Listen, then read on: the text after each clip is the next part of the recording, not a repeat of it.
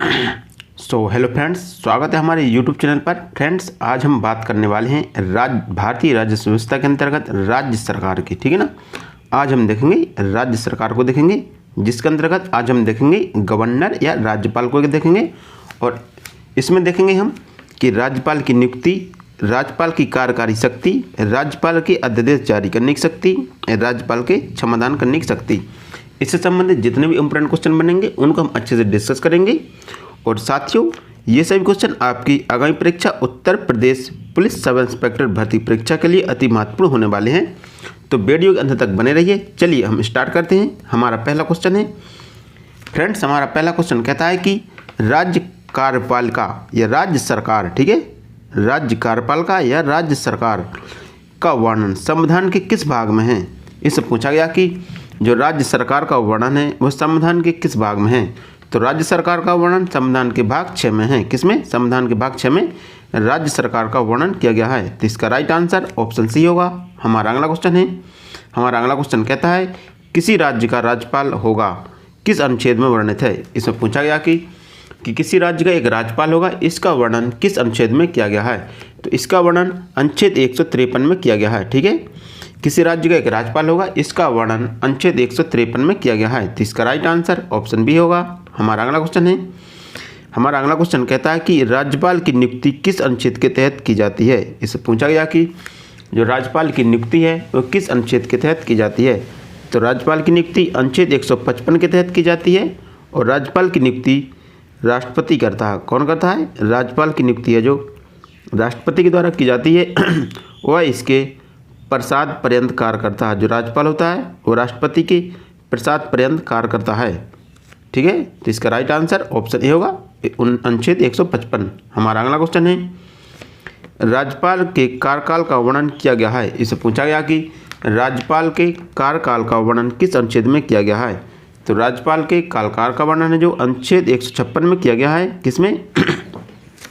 अनुच्छेद 156 में राज्यपाल के कार्यकाल का वर्णन किया गया है। तो इसका राइट आंसर ऑप्शन सी होगा। हमारा अगला क्वेश्चन है राज्यपाल अध्यादेश जारी कर सकता है। इससे पूछा गया कि जो राज्यपाल के अध्यादेश जारी करने की शक्ति है वह किस अनुच्छेद के तहत है। तो राज्यपाल को अध्यादेश जारी करने की शक्ति है जो अनुच्छेद 213 के तहत है। तो इसका राइट आंसर ऑप्शन डी होगा। हमारा अगला क्वेश्चन है राज्यपाल को दंड क्षमादान की शक्ति है। इससे पूछा गया कि राज्यपाल को दंड क्षमादान की शक्ति किस अनुच्छेद के तहत है। तो राज्यपाल को दंड क्षमादान की शक्ति है जो अनुच्छेद 161 के तहत है। तो इसका राइट आंसर ऑप्शन बी होगा।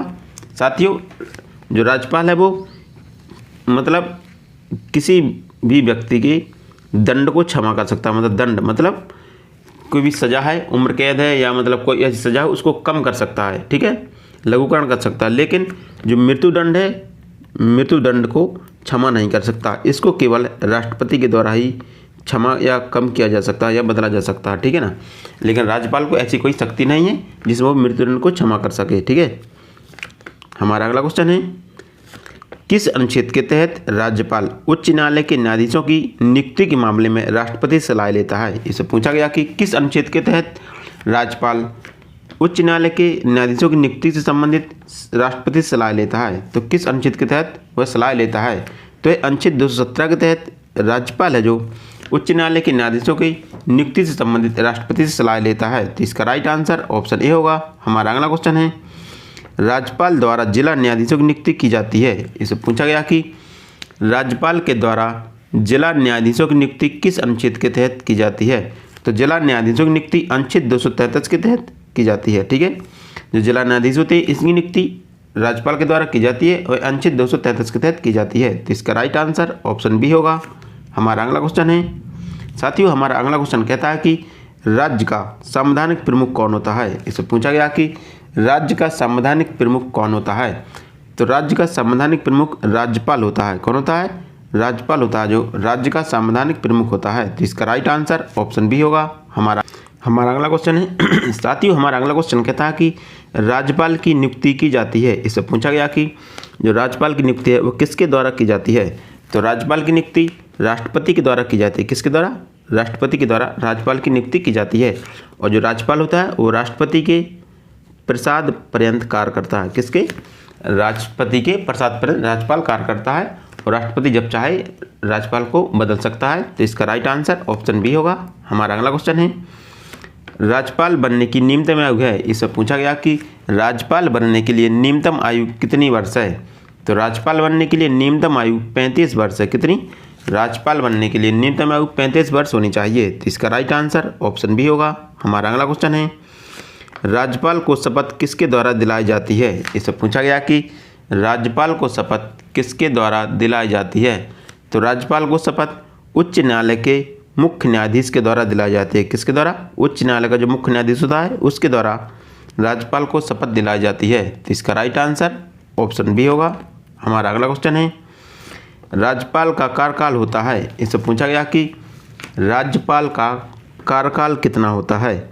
साथियों, राज्यपाल के कार्यकाल है जो सामान्यतः तो 5 वर्ष का होता है। ठीक है, सामान्यतः वह 5 वर्ष का कार्यकाल होता है, लेकिन यह राष्ट्रपति के प्रसाद पर्यंत कार्य करता है। ठीक ना, राष्ट्रपति के प्रसाद पर्यंत कार्य करता है। ठीक है, राष्ट्रपति जब तक चाहे वह पद पर रह सकता है, लेकिन वैसे सामान्यतः इसका कार्यकाल 5 वर्ष का होता है। तो इसका राइट आंसर ऑप्शन ए होगा। हमारा अगला क्वेश्चन है, राज्यपाल को स्थानांतरित करने की शक्ति किसके पास है। इससे पूछा गया कि किसी राज्यपाल को एक राज्य से दूसरे राज्य में स्थानांतरित करने की शक्ति किसके पास है। तो राज्यपाल को स्थानांतरित करने की शक्ति राष्ट्रपति के पास है। तो इसका राइट आंसर ऑप्शन बी होगा। हमारा अगला क्वेश्चन है, राज्यपाल की शक्तियाँ प्राप्त है। इससे पूछा गया कि राज्यपाल को कौन कौन सी शक्तियाँ प्राप्त है। ठीक है, तो राज्यपाल को कौन कौन सी शक्तियाँ प्राप्त है इसके ऑप्शन भी देख लेते हैं।